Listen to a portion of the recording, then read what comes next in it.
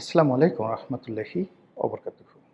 সম্মানিত দর্শক, সারা দেশের মানুষ যারা রাজনীতির ব্যাপারে বিচার করেন, বিশ্লেষণ করেন, তারা যেভাবে আতঙ্ক অনুভব করছিলেন নতুন সরকার গঠন করার পর, ঠিক সেই আতঙ্কগুলো আবার নতুন করে দেখা দিয়েছে। সবাই বলাবলি করছিল যে দীর্ঘ বিরতির পর বিএনপি যদি ক্ষমতায় আসে, তাদের জন্য সবচেয়ে বড় বিপদ হবে নিজের দলকে ঠিক রাখা। আর দ্বিতীয় বিপত্তি হবে যে সকল লোক মন্ত্রী হবেন, এমপি হবেন, তাদের আচার আচরণ জবান ঠিক রাখা। আর তৃতীয় যেটি হবে সেটি হলো এই যে ক্ষমতাধর যারা লোকজন রয়েছেন, তাদের সঙ্গে জনাব তারেক রহমান সাহেবের চিন্তা চেতনা, মন মানসিকতা, এই সব কিছুর একটা সংযোগ ঘটানো। মানুষ যেভাবে আশঙ্কা করেছিল তার চেয়ে অনেক খারাপভাবে অনেক কিছু চলছে। আর মানুষ সরকারের অনেকগুলো বিষয়ে যেভাবে আশা করেছিল তার চাইতে ইতিবাচক দিকগুলো অনেক ভালোভাবে চলছে। যেমন ধরুন, রাজনীতিতে এসে বা রাষ্ট্র ক্ষমতায় বসে তারেক রহমান সাহেব অতীতে রাজনীতিতে এসে যেভাবে চমক দেখানোর চেষ্টা করেছেন, আর এবার রাষ্ট্র ক্ষমতায় বসে তিনি একের পর এক চমক দেখানোর চেষ্টা করছেন। এতে করে অল্প সময়ের জন্য মানুষ তার ব্যাপারে খুব খুশি থাকবেন এবং তার জন্য দোয়া করবেন। কিন্তু আমাদের দেশের যে মন মানসিকতা, এটি প্রবলভাবে ফ্লাকচুয়েট করে, সময়ের সাথে বিবর্তিত হয়।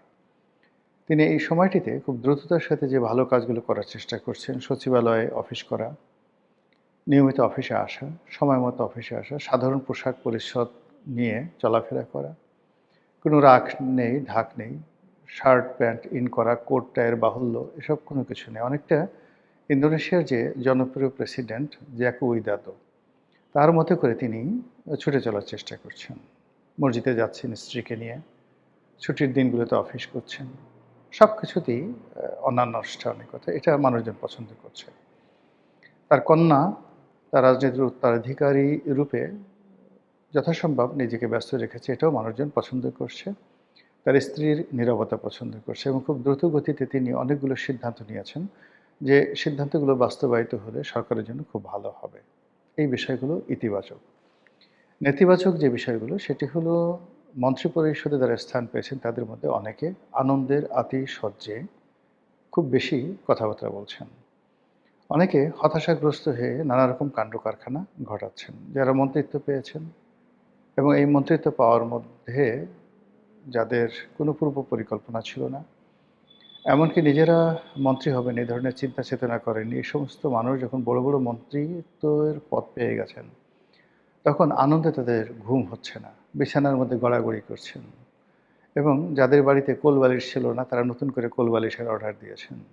যাদের একটা কোলবালিশ ছিল, তারা বলছে যে একটা কোলবালিশে হবে না, এখন আমার দুটো কোলবালিশ লাগবে, এরকম অবস্থা।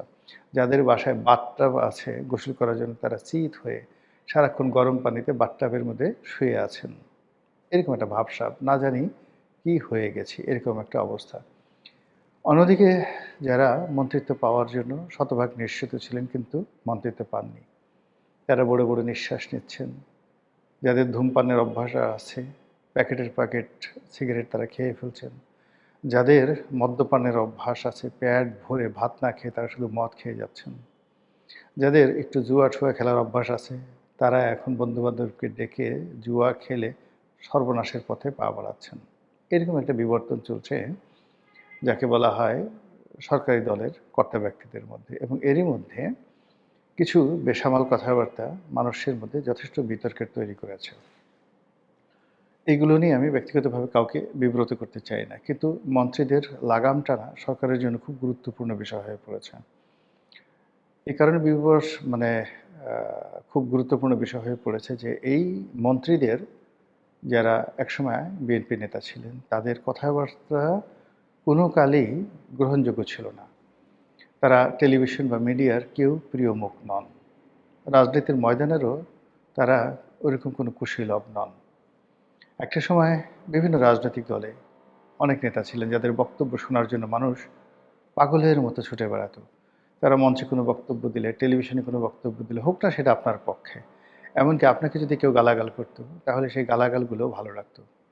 আপনারা যারা মিজানুর রহমান চৌধুরী সাহেবের বক্তব্য শুনেছেন, প্রয়াত প্রধানমন্ত্রী মিজানুর রহমান চৌধুরী, প্রয়াত মেয়র মোহাম্মদ হানিফ সাহেবের বক্তব্য যারা শুনেছেন, তারপর কে এম ওবায়দুর রহমান সাহেব, তারপর কে এম ওবায়দুর রহমান সাহেবের পরে একটা সময় ঢাকা বিশ্ববিদ্যালয়ে আসাদুজ্জামান রিপন, তার বক্তব্য অসাধারণ সুন্দর বক্তব্য ছিল।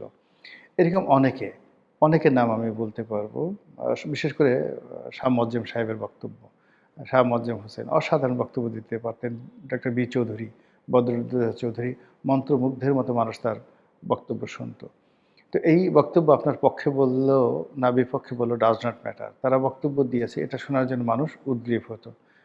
বদরুদ্দোজা চৌধুরীর বক্তব্য শোনার জন্য আওয়ামী লীগের লোক, ছাত্রলীগের লোক সেখানে ভিড় করত গভীর রাত্রি পর্যন্ত। আমি নিজেও তার সেই বক্তব্য বহুবার শুনেছি এবং এখনো পর্যন্ত স্মৃতিপটে সেই বক্তব্যগুলো রয়ে গেছে। দুর্ভাগ্যজনক হলেও সত্যি যে এই মুহূর্তে বিএনপির মধ্যে এমন কেউ নেই যার বাগ্মিতা রয়েছে এবং যার বক্তব্যের মধ্যে ওইরকম আকর্ষণীয়তা রয়েছে। কারণে হোক, অকারণে হোক, বিনা প্রয়োজনে হোক, যেভাবে হোক একজন বিএনপি নেতা বক্তব্য দিচ্ছেন আর মানুষ হুমড়ি খেয়ে তার বক্তব্য শুনছেন, এরকম কোনো লোক বিএনপিতে নেই। বিএনপিতে কোনো লেখক নেই যার লেখা মানুষ পড়ে, কোনো কবি নেই যার কবিতা পড়তে পারে। একটা সময় বিএনপির পক্ষে কলম ধরতেন সেই জায়জাদিনের শফিক রহমান, জায়জাদিনের শফিক রহমানের পরে সিরাজুর রহমান, সম্ভবত শফিক রহমান সাহেবের বড় ভাই সিরাজুর রহমান। এরপরে রয়টার্সে চাকরি করতেন আতিকুল ইসলাম সাহেব, আতিকুল হক সম্ভবত, অসাধারণ লেখা লিখতেন। তাদের সঙ্গে পাল্লা দিয়ে লিখতেন আবেদ খান, এ বি এম মোছা, আব্দুল গাফফার চৌধুরী, এবং পত্রিকার পাতায় মানুষ পাগলের মতো সেই তাদের সেই লেখাগুলো পড়ার জন্য মানে অপেক্ষা করতেন একবার, দুইবার, তিনবার। এখন সেই লেখক বিএনপির পক্ষে কলম ধরার মতো অনেক লোক আছে। সেই কলম দিয়ে সব অকথ্য বের হবে। অবশ্য মারুফ কামাল খান আছেন, একসময় বিএনপির যে প্রেস সচিব ছিলেন সম্ভবত বেগম খালেদা জিয়ার। তো তার লেখার হাত ভালো। তো তিনি আর আগের মতো লিখছেন না। এর বাইরে ওইরকমভাবে শফিক রহমান সাহেব বয়স হয়ে গেছেন, তিনি এখন বিএনপির সাথে সম্পৃক্তও নন। তো কাজেই বিএনপিতে আকর্ষণ সৃষ্টি করার মতো মানুষ বক্তব্য দিয়ে বা লিখে মানুষকে মন্ত্রমুগ্ধের মতো টেনে আনার মতো মানুষ নেই।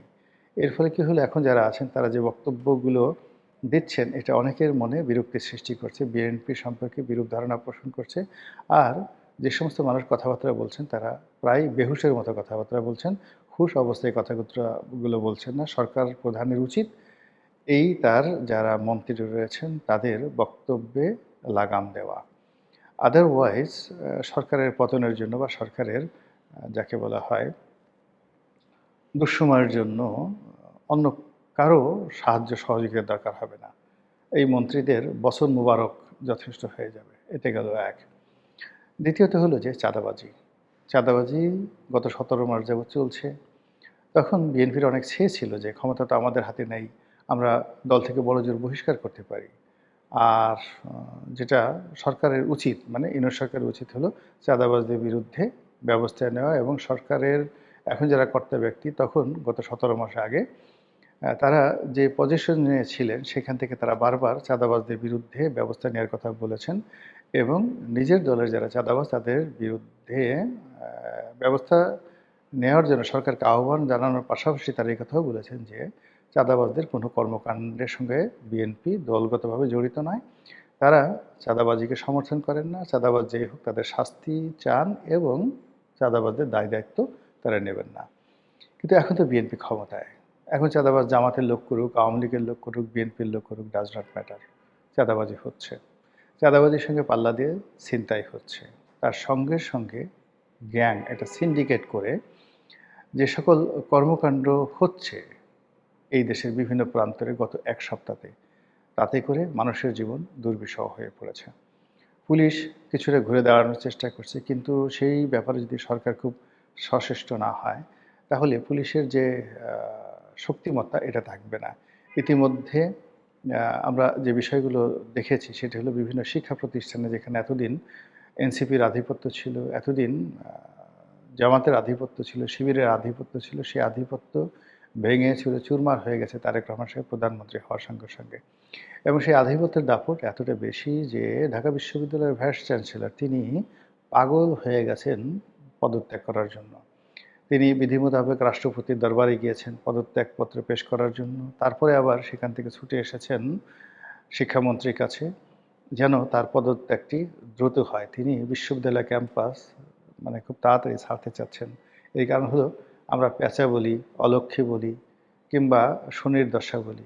এই জিনিসগুলো যে তার দিকে খুব ধেয়ে আসছে, এই ভদ্রলোক তার সিভি তার যে ব্যক্তিগত তথ্য এগুলো নাকি ৩৭ পৃষ্ঠা, যে তিনি কোথায় কি শিক্ষকতা করেছেন, কোথায় কি ডিগ্রি নিয়েছেন, তার এত যোগ্যতা, সেই যোগ্যতা এখন তার জন্য লায়াবিলিটিস হয়ে গেছে। অথচ যেদিন তাকে সিলেক্ট করা হয় সেদিন আমি প্রথম ব্যক্তি, একেবারে প্রথম ব্যক্তি যিনি ফেসবুকে স্ট্যাটাস দিয়ে তার জয়েন করার আগে তার নামটা শোনার সঙ্গে সঙ্গে বলেছিলাম যে এটা একটা ভুল সিদ্ধান্ত হলো। এই ভদ্রলোকের জীবন তছনছ হয়ে যাবে, তিনি কিচ্ছু করতে পারবেন না। কারণ অনেকে ভুল বুঝেছেন। এ কারণ হলো এই ভদ্রলোক নির্ঘাত জামাতের লোক ছিলেন। জামাতে আমার যারা শুভার্থী ছিলেন তারা চিন্তা করলেন যে মিস্টার রনি এতকাল আমাদেরকে বিভিন্ন গুপ্তভাবে আমাদেরকে নৈতিক সমর্থন জুগিয়েছে, আমাদের পক্ষে মাঝে মধ্যে কথাবার্তা বলেছে। এখন এই পট পরিবর্তনের পরে হঠাৎ এমন কি হলো যে এখন ডাকসুতে ঢাকা বিশ্ববিদ্যালয়ের যে ভাইস চ্যান্সেলর রূপে জামাতপন্থী একজন লোক আমরা নিয়োগ দিতে পেরেছি, তার বিরুদ্ধে কথা বলল। তো তারা বুঝতে পারেননি আমি যে কথাটি বলেছিলাম যে এখানে যারাই টিকে থাকে বা যারা আছে তাদের পিছনে একটা শক্তিশালী রাজনৈতিক পক্ষ থাকে এবং সেই রাজনীতির ধারাবাহিকতা থাকে। বিশেষ করে ৯১ সাল থেকে আমাদের বিশ্ববিদ্যালয়গুলো এবং সেখানকার ভাইস চ্যান্সেলর পদগুলোর সঙ্গে রাজনীতির যে সম্পৃক্ততা জঘন্য পর্যায়ে পৌঁছে গেছে এবং ক্ষেত্র বিশেষে নোংরামি, এত নোংরামির পর্যায়ে পৌঁছে গেছে যে ওখানে কোনো ভদ্রলোক আসলে সহজে যেতে চায় না। কিন্তু এরশাদ জামানাতে আমরা যত কথাই বলি না কেন, সেখানে এতটা রাজনীতিকরণ ছিল না। বিশ্ববিদ্যালয়ের শিক্ষকদের রাজনীতি ছিল, কিন্তু প্রক্টর, তারপরে বিভিন্ন অনুষদের ডিন এবং ভাইস চ্যান্সেলর যে পদগুলো, এগুলোর একটা সম্মান ছিল, মর্যাদা ছিল। স্বয়ং প্রেসিডেন্টও বিশ্ববিদ্যালয়ের ভাইস চ্যান্সেলরের সঙ্গে কথা বলতে ১০০ বার চিন্তা করতেন, কিন্তু এখন সেটি নেই। এখন ঢাকা বিশ্ববিদ্যালয়ে কেন, যে কোনো বিশ্ববিদ্যালয়ের ভাইস চ্যান্সেলর যে কোনো ছাত্র দ্বারা লাঞ্ছিত হতে পারেন। গত ১৭ মাসে সেই সংস্কৃতি প্রতিষ্ঠিত হয়েছে। ফলে এই যে ভদ্রলোক, দেখে শুনে মনে হয় নম্র, ভদ্র, একেবারে নেহায়েত একজন একাডেমিশিয়ান, যার জীবনই ব্যয় করেছেন তিনি শুধুমাত্র ছাত্রদের পিছনে, শিক্ষা প্রতিষ্ঠানের পিছনে। তো সেই মানুষটি বাকি জীবন সুস্থ থাকতে পারবেন না এবং তাকে যেখানে পাওয়া হবে সেখানে লোকজন টিটকারি করবে, বিভিন্ন কথাবার্তা বলবে এবং তাকে নিয়ে ট্রল করার চেষ্টা করবে। এই কথাটাই আমি আসলে ১৭ মাস আগে যখন তিনি নিয়োগ লাভ করার পর্যায়ে ছিলেন তখন আমি বলেছিলাম।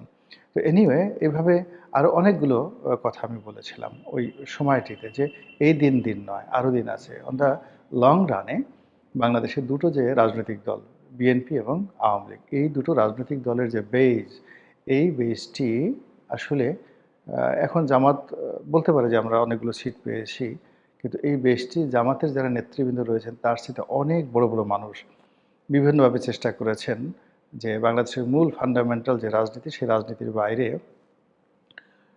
বিকল্প শক্তি দাঁড় করানোর জন্য। আপনারা জানেন যে আওয়ামী লীগের অন্যতম তাত্ত্বিক গুরু ছিলেন বদরুদ্দীন উমর সাহেবের বাবা আবুল হাশিম সাহেব। তিনি একটা দল করেছেন খেলাফতে রব্বানী। 1954-এর সেই নির্বাচনে বেশ কয়েকজন খেলাফতে রব্বানী থেকে সংসদ সদস্য হয়েছিলেন। সেই দলটিকে না, যদি অভিজ্ঞতার ভিত্তিতে, বঙ্গবন্ধু যেখানে আবুল হাশিমের পায়ের কাছে বসে রাজনীতি শিখতেন, তো সেই আবুল হাশিম যখন রাজনীতি শুরু করলেন তিনি কিন্তু পারেননি। মাওলানা আব্দুল হামিদ খান ভাসানী, যার হাতে আওয়ামী লীগ সৃষ্টি, যার হাতে আওয়ামী যাকে বলে মুসলিম লীগ সৃষ্টি, যিনি মুসলিম লীগের এই যে বাংলাদেশ অবিভক্ত বাংলার মুসলিম লীগের খুব বড় নেতা ছিলেন। তো সেই তিনি যখন ন্যাপ করলেন তিনি কিন্তু সফল হতে পারেননি এবং তাকে ব্যর্থ হয়ে মারা যেতে হয়েছে। একটা সময় খুব অপমানিত হয়েছেন সেই শেরেবাংলা ফজলুল হক, যিনি একই সঙ্গে মুসলিম লীগের সভাপতি ছিলেন, একই সঙ্গে সেই সর্বভারতীয় কংগ্রেসের সভাপতি এবং সেক্রেটারি ছিলেন। তো এই মানুষটি কৃষক শ্রমিক প্রজা পার্টি করে রাষ্ট্র গঠন করেছিলেন, কিন্তু জীবনের শেষ প্রান্তে এসে স্বাধীন বাংলাদেশ এসে তার সেই কৃষক প্রজা শ্রমিক পার্টি টিকেনি, যেভাবে মুসলিম লীগও টিকেনি। তো এগুলোর অনেকগুলো ঐতিহাসিক কারণ রয়েছে। সেই ঐতিহাসিক কারণে এখন যে যুগটি চলছে সেই যুগটি হলো আওয়ামী লীগের যুগ, এই যুগটি বিএনপির যুগ এবং এই যুগে তারেক রহমান সাহেবের নেতৃত্ব এবং সজীব ওয়াজেদ জয়ের নেতৃত্ব এটাই বাস্তবতা। এটা মেনে নিয়ে তৃতীয় শক্তি, চতুর্থ শক্তি এইভাবে যদি ফ্রন্ট কেউ খুলতে চায় তাহলে রাজনীতি ভালো হবে। এর বাইরে একটা সুযোগ পেয়ে যদি কেউ মনে করে যে আমি বিশাল কিছু একটা হয়ে গেছি, আমি বাংলাদেশের প্রধানমন্ত্রী, নাহিদের মতো মানুষ বাংলাদেশের প্রধানমন্ত্রী হবে, আবার সেটা সেই সাবেক প্রেস সচিব শফিক বলতেছে। তো শফিক সাহেবের সেই বক্তব্য অনুযায়ী নাহিদ নাহিদ ইসলাম এনসিপির প্রধান, তিনি প্রধানমন্ত্রী হবেন। মানে এই কথাগুলো ওই সময়তে যারা শুনেছেন এবং যাদের রাজনৈতিক বোধ আছে সারা শরীর তাদের মেজাজ মেজাজ গরম হয়ে গেছে, শরীরে তাদের চুলকানি ছিল। এখন দেখেন ই কমার্সের মাথায় নাহিদের প্রধানমন্ত্রী অবস্থা দেখেন, আর এই যে শফিক তাকে প্রধানমন্ত্রী বানিয়ে দিয়েছেন, সেই শফিকের অবস্থা এখন দেখলেই বুঝতে পারবেন। তিনি এখন বিভিন্ন জায়গাতে সুদলিংপং, ধইনসা এইগুলো খুঁজে বেড়াচ্ছেন। কোথায় ধইনসা আছে, কোথায় সুদলিংপং আছে, এই সমস্ত বিষয় নিয়ে। মানুষের